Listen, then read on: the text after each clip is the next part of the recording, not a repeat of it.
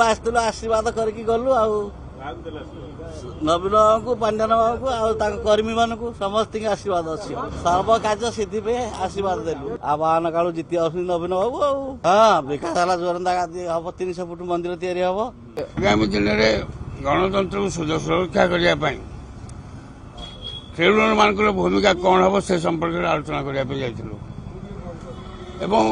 आम सहित बहुत प्रकार आलोचना भी है एवं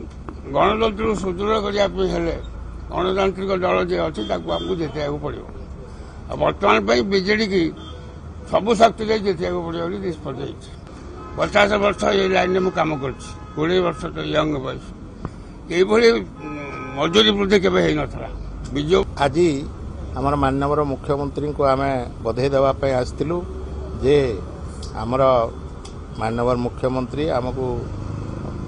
भुवनेश्वर रे 1.5 एकर जमी एवं 3 कोटी टंकार गोटे घर गौण भवन तैयारी करने शुभ दे सारी।